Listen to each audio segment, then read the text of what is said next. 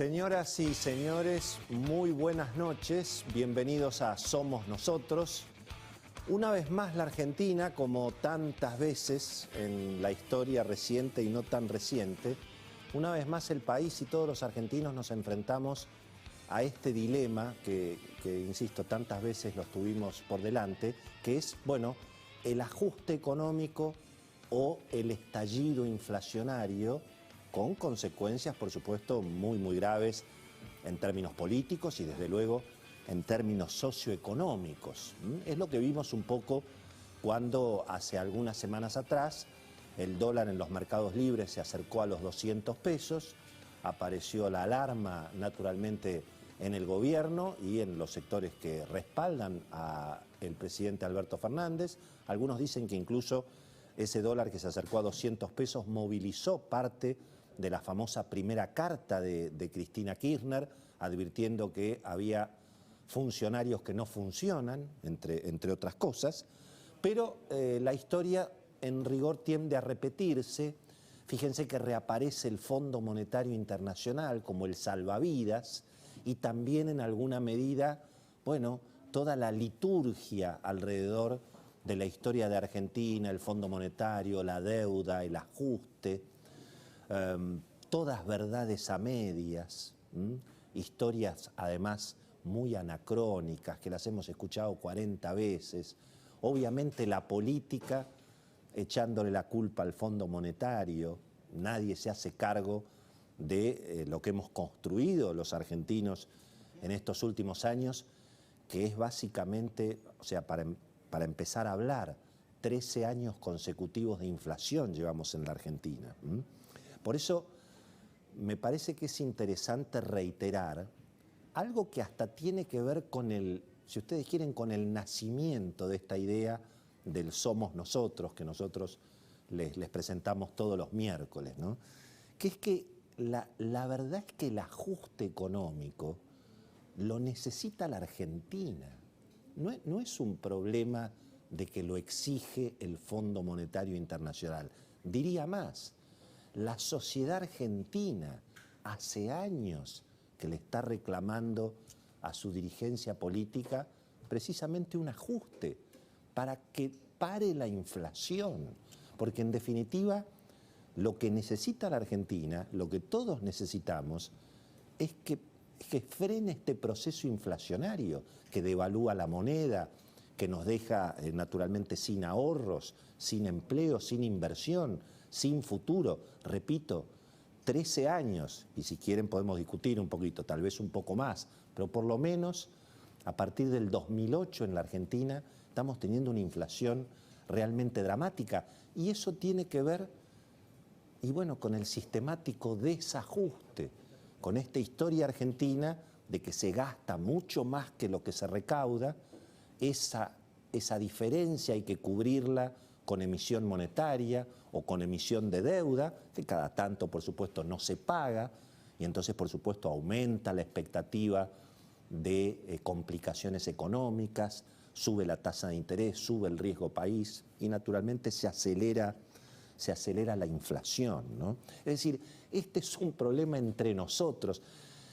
Esta idea de Somos Nosotros, en realidad, se nos ocurrió justamente en aquella otra vez que recordamos que la Argentina también estuvo en la disyuntiva de hacer el ajuste por las buenas o que todo termine estallando por el aire, que fue en el 2001. Recuerden aquellas discusiones sobre el ajuste económico en el 2001, la guerra que se le hizo a Ricardo López Murphy, que 5 o 6 meses antes de que huele todo por el aire dijo: tratemos de evitar que huele todo por el aire.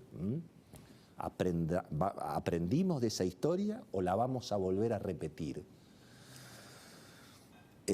Insisto, en ese momento nosotros decíamos, no le echemos más la culpa a nadie. Claro, por supuesto, la dirigencia política, para sacarse la responsabilidad del desastre socioeconómico en el que estamos, y la dirigencia en general, el periodismo también, los medios, obviamente no es solamente la dirigencia política.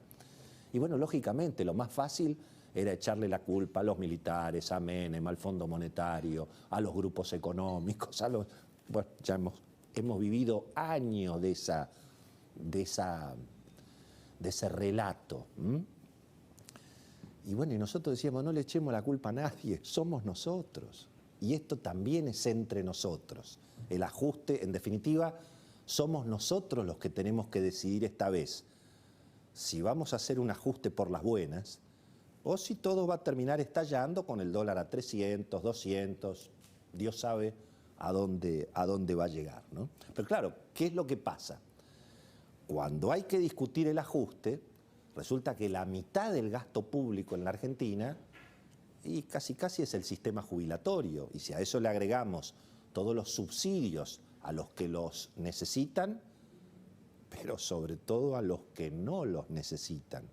Hay un festival de subsidios en la Argentina que obviamente se otorgan para no perder votos en los sectores medios, pero que terminan generando inflación.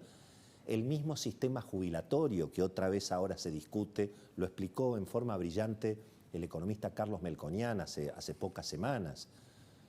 Con ajuste por inflación o sin ajuste por inflación, a los jubilados de hoy y de mañana, a nosotros aquí, a Beto, a Cecilia, a todos nosotros, nos van a seguir perjudicando, porque es un sistema que está quebrado y que genera sistemáticamente inflación. Hay un sector de la política que dice, bueno, que se paguen más impuestos, que paguen los ricos. ¿Cuántos más impuestos se pueden seguir aprobando en la Argentina? Obviamente hay un relato en general de los sectores de izquierda planteando que, bueno, que los empresarios no pagan los impuestos, acá nadie paga impuestos. Claro, para seguir gastando, no quieren bajar el gasto público. Entonces, obviamente, el mensaje es que en la Argentina nadie paga impuestos, cosa que todos sabemos que desde luego no es así. Pero claro, entonces, como no se puede bajar el gasto político y no hay acuerdo político para achicar el Estado, para que haya menos ministerios, menos legisladores, menos, subsidios sobre todo, porque el gasto público es ingreso privado, cuidado, el gasto público es ingreso privado y por eso no hay acuerdo para bajarlo. Entonces, bueno, obviamente, ¿cómo se hace el ajuste? Con los salarios, con las jubilaciones, naturalmente con la inflación, con nuevos impuestos.